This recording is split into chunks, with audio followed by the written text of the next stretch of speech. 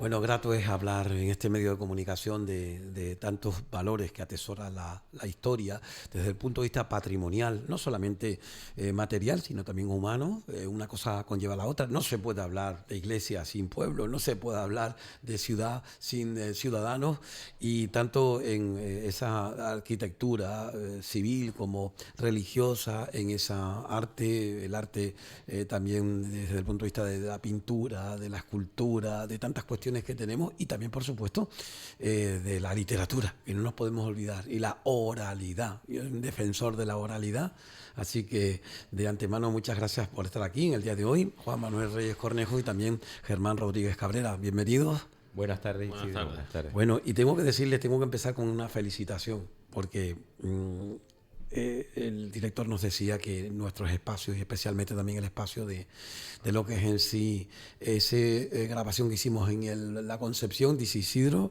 ha sido increíble. Eso con la grabación que hicimos con la bodega de Tajinaste han sido increíbles, así que, oiga, la gente está ávida. Eso quiere decir que la gente, por mucho que digan de todos los espacios que hay de otros temas un poco más mundanos, están interesados por cosas como esta, chicos, ¿no? Pues parece que sí. Bueno, eso es importante y más cuando nos encontramos en un medio público que utiliza recursos de los ciudadanos y que de alguna manera tiene que ser efectivo.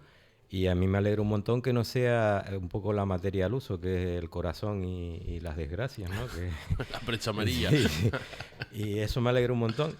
Bueno, como estamos a todo un poco al rebufo de la Semana Santa todavía, pues vamos a seguir con temas religiosos. Y como aquí el amigo Germán se pegó el otro día una buena conferencia sobre Guillermo Verau en Tegueste, que de Sí. alguna manera abre otras líneas de investigación que no son las que se abrieron a principios del siglo XX o a mediados del siglo XX, mejor, por los que abrieron la historiografía y que muchas veces se limitaban a hacer coincidir las fechas con los autores sin un estudio muchas veces morfológico o una lectura de esas obras de arte que también son en cierta manera, no es un documento en papel en el que nos ilustre de fechas o no es un registro de archivo, pero sí por la estilística se puede ir sacando, y ahí Germán ha hecho un buen seguimiento de mucha obra que catalogábamos como anónima y que sin embargo se puede, por su ejecución y su forma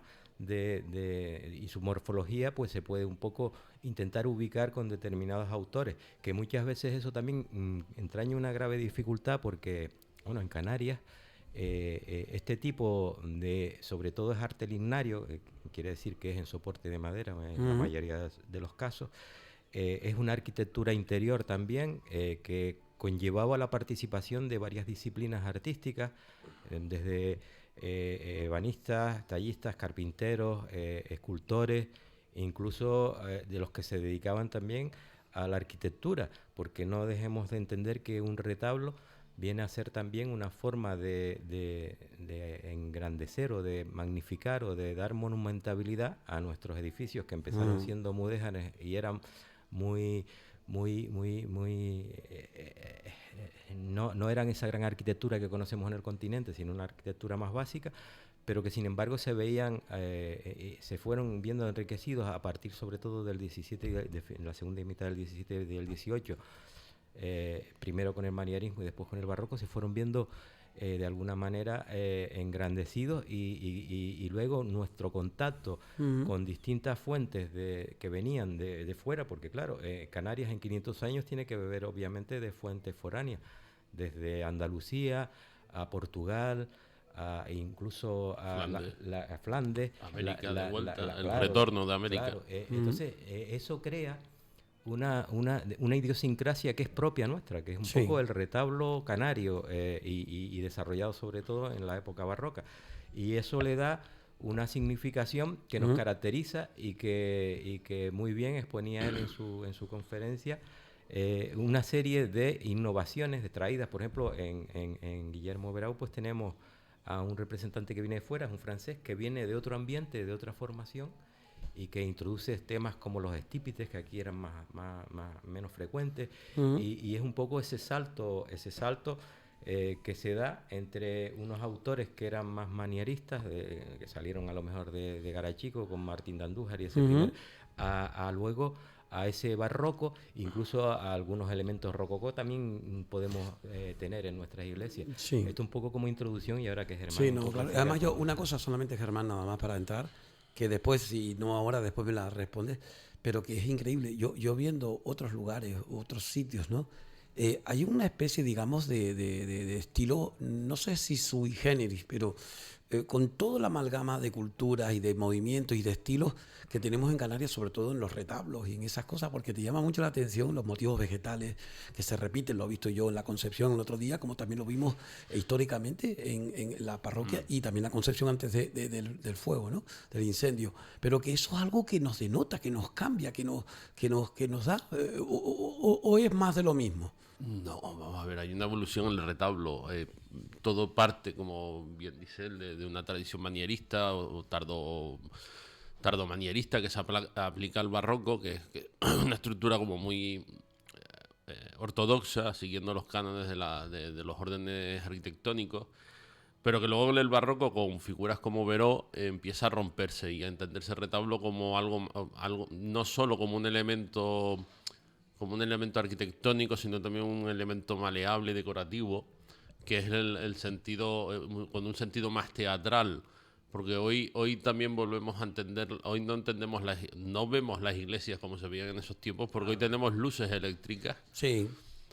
Y antes había que jugar con la luz natural y con la luz de las velas, por lo cual a la hora de proyectar una talla más hacia afuera, hacia adentro, o los quiebros en los en los retablos, te generaban unas luces y unas sombras que dan un relieve que no hay. Tras Veró y digamos que a partir de la segunda mitad del siglo XVIII, la decoración en retablos prácticamente o se hace fingida, imitando, pintada, o se tiende a la talla sin grandes ensambles ni cosas de este estilo. Y siempre tendiendo hacia lo vegetal. Sí, por eso me llama mucho. Y se generaliza. Y luego, sobre todo en el 19, con todos los vaivenes de las reformas, a raíz de las desamortizaciones, hay iglesias en las que te fijas que los retablos están rehechos y recrecidos, o son el resultado del apaño y el acarreo, donde se aprovechan piezas de otros retablos y se componen. Aparentemente, uno los ve y son aparentes, son muy legibles. Queda muy integrado, pero cuando se pone uno a analizar pieza por pieza o tramos de estos retablos, te encuentras de que están hechos a trozos. Eso se da en muchos templos. En la Concepción se dio, y el otro día estaba en Tacoronte también asistiendo a una conferencia, y hay algún retablo que está hay algunos que son recrecidos, o sea, hay cosas que evolucionan y se modernizan con el tiempo. Entonces puede haber sido hecho por Antonio Urbarán en tardomanierismo, y luego adosárselo una gran hornacina camerino en el 18 avanzado. Yo tenía un profesor de historia en el instituto que me decía que los canarios no hemos valorado suficientemente ese tipo de trabajo, porque me decía, cuando yo llego a uno de esos sitios y yo toco la madera, veo esa madera está hecha en un local, es decir, la gubia ha traído el cincel, no sé cómo lo expresarlo, como decía él, ¿no? Es decir, que es una cosa que quizás no se ve tanto fuera hay más cosas más a lo grande, pero ese trabajo minimalista de artesanos locales es lo que ustedes aquí deberían promocionar, porque es un tesoro que tienen. Es un tesoro que ha llegado prácticamente hasta fechas muy recientes. Es verdad que los últimos retablos que he estado viendo levantados, que se van levantando, parecen más muebles de cocina, no por menosprecio a quien los haga, sino porque parece que se pierde la concepción artística de este elemento y se entiende más como un mueble. Y el mensaje que tenía una simbología, ¿sabes? Ya no hablemos ni siquiera en la iconografía que pueda contener. Bueno, el Realejo Bajo es una excepción, porque yo sinceramente no sé qué opinan ustedes, pero cuando estuvimos allí, a mí me encantó. Yo no cuestiono el trabajo de nadie, pero sí considero que un retablo es más que unas fórmulas que recuerdan más a los órdenes arquitectónicos no llevado con una pureza como se llevaba en otro siglo, y sí entiendo, o será por deformación porque estoy voy mirando ahora la retablística del 18, pero sí noto falta de estructura, de proporcional, de proporciones en ocasiones. A veces se colocan, ya entrando en la decoración, elementos decorativos que no vienen al cuento. ¿Es talla por talla? Pues no, a veces no es talla por talla. La tendencia a los vegetales, ya te digo, es una cosa que se da en Canarias, sobre todo en torno a los años 30, ya empieza, a partir de los años 50 cambia. Podríamos decir con la muerte de Veró, es un supuesto, pero aunque también es verdad que Veró en sus últimos trabajos desarrolla unas decoraciones vegetales muy ricas y muy potentes, como un buen ejemplo de ello, para traerlo a lo local, el retablo de Santa Bárbara, que es obra de él, que está documentada, que se le... en el 2007, un profesor de la Universidad de Sevilla, Francisco Javier Herrera, García Herrera, localiza la correspondencia entre Marcelo Fernández de Vasconcelos y su enlace en Sevilla, que era un miembro de la familia Massieu, para traer la Santa Bárbara, y entre ellas la avanza, que el retablo lo está haciendo el maestro Guillermo. En los años 50, en el 52 muere Veró por un accidente que está enterrado en la iglesia de la Concepción, y posiblemente esa es una de sus últimas obras, ¿no? ¿Estás hablando de qué siglo? Siglo XVIII. 18. 1700. Vale, 1700. Pues ese retablo, por ejemplo, es un buen ejemplo de cómo Veró redefine la idea de retablo y se olvida de esa ortodoxia de los órdenes arquitectónicos renacentistas para desarrollar otro tipo de máquina escenográfica, un nuevo tipo de retablo que juega con las luces, que juega con otras proporciones y que lo hace singular. Si te fijas, todo el que entra en Santiago acaba mirando a Santa Bárbara. Sí, sí. ¿Pero por qué? Por la riqueza de ese retablo y por la singularidad de la composición, ¿no? Sí, cierto. Pues eso a veces se adolece en la nueva retablística, que sí es verdad que tiene que mirar a la tradición, pero la tradición es más amplia. Sí. No es tan ortodoxa o tan constreñida como parece que se está desarrollando en la actualidad. Y que no siempre se tiene que hacer lo mismo que se hacía. Eso es lo que quiero preguntar. Cuando, por ejemplo, en el caso de la Concepción, otro sitio donde desaparece el original, si tienes que hacer una copia exacta. Bueno, vamos a ver. En la Concepción se dan dos casos diferentes. Uno que es un proceso de anasteliosis que se lleva a todo a la idea de reconstrucción del edificio y a la idea de los elementos singulares que contenía ese edificio, que es lo que justifica o la teoría que se halla detrás de la capilla de la reconstrucción de la capilla de la Virgen del Rosario, que era por toda la bibliografía, ni siquiera por la voz popular, que también, sino también por toda la bibliografía, desde los viajeros, todos citan, desde el propio Cipriano de Arribas en 1898 en su libro, ya por ejemplo cita que la capilla más rica, más singular es la capilla, y la describe la del Rosario. Y a partir de ahí toda la bibliografía, historiografía del arte en Canarias cita esa capilla.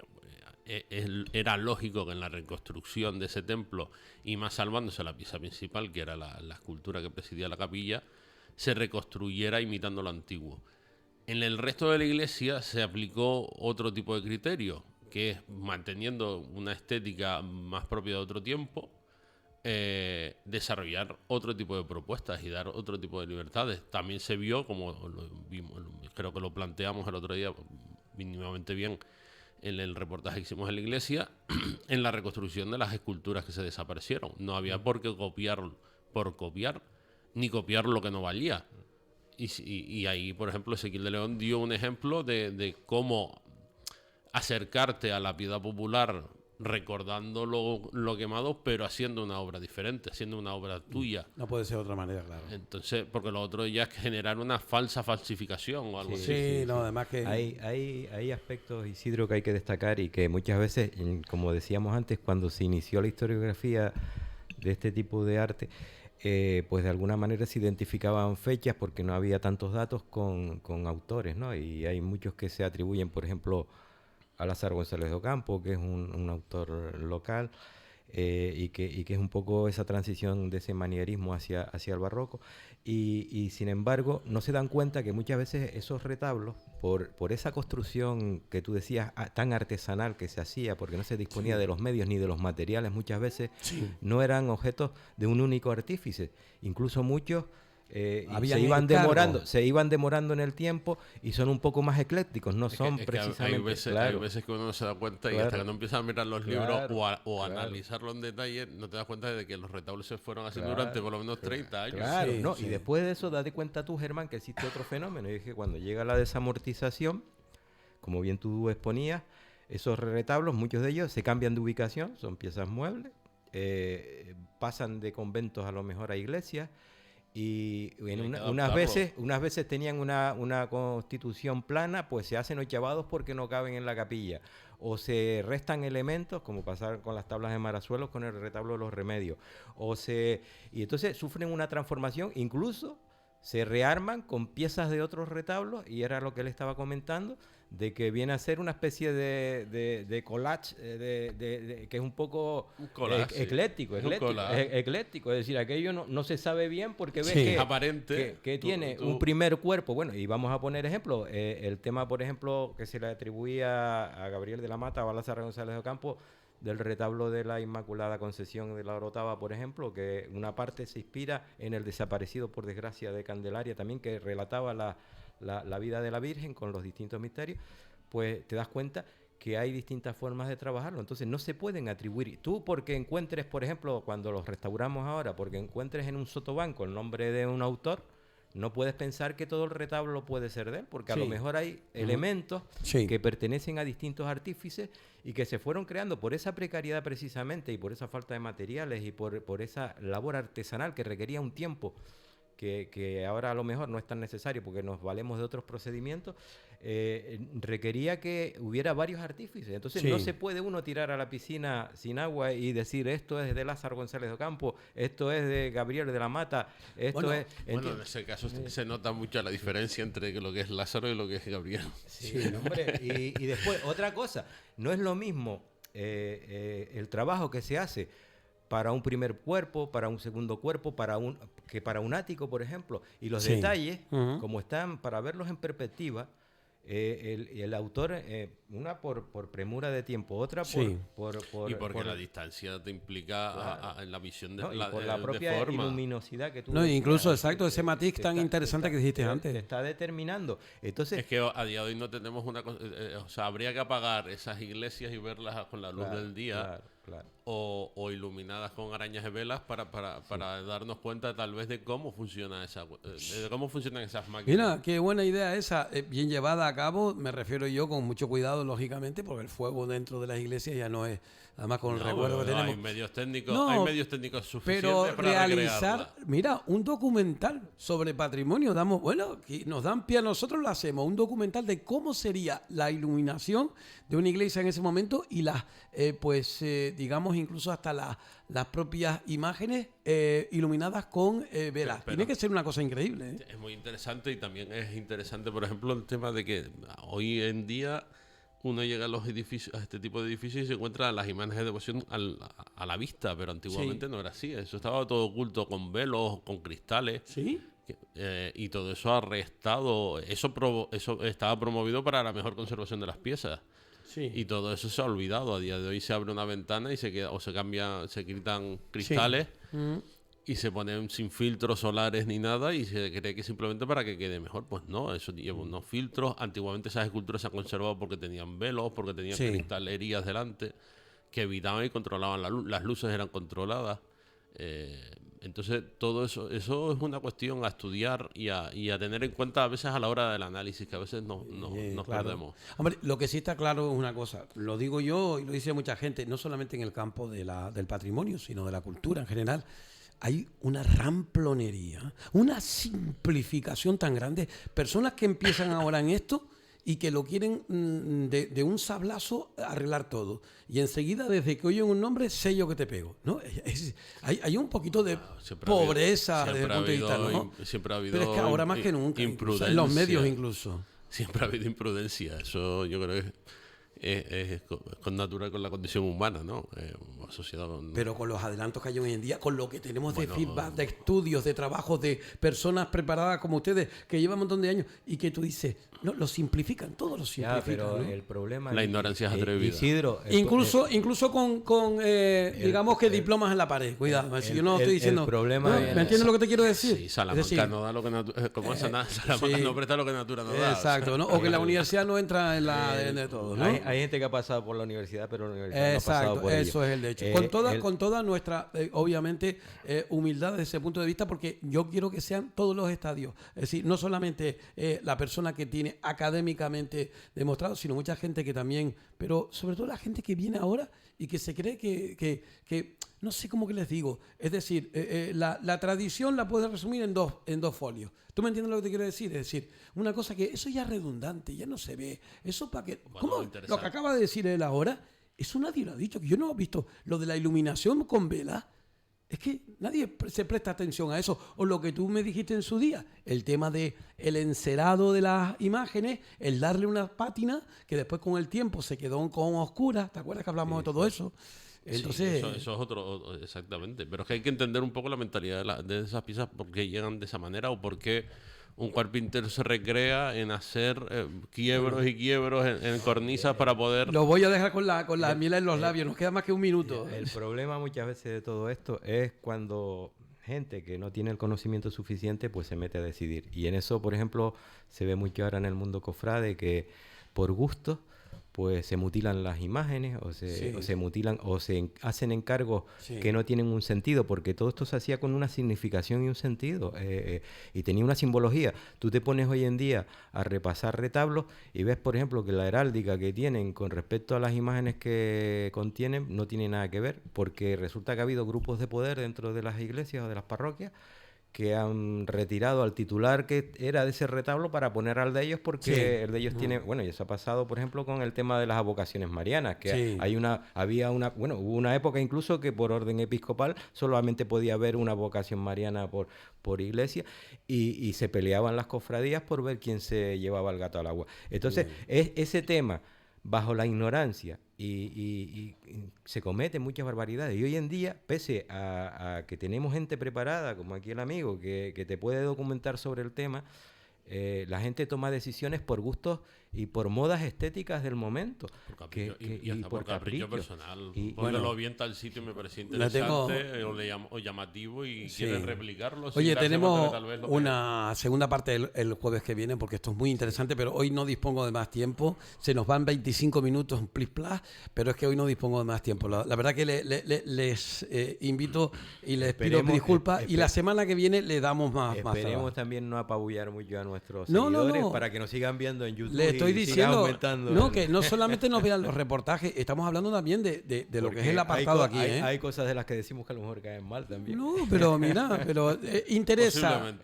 Interesa, porque si lo ven y lo siguen es porque interesa. Sea por un lado, sea por otro. Sea que te miran para criticarte o para decirte. Bueno, uno es responsable más o menos de lo que dice. Sí, ¿no? Y lo argumenta. Es decir, yo solo pido que cuando vengan en contra de las tesis que tenemos, que las argumenten y que las discutamos, que se puede cambiar y uno puede también de alguna manera empatizar con esa forma de ver. Y además porque el proyecto que va a cumplir, Dios mediante, el 19 de mayo, 33 años, y si por algo se ha dedicado durante todos estos años. Yo creo que eso también ha sido, a pesar que haya gente que piense lo contrario, yo creo que lo que ha hecho que se haya consolidado Radio Realejo ha sido porque ha tratado cosas locales.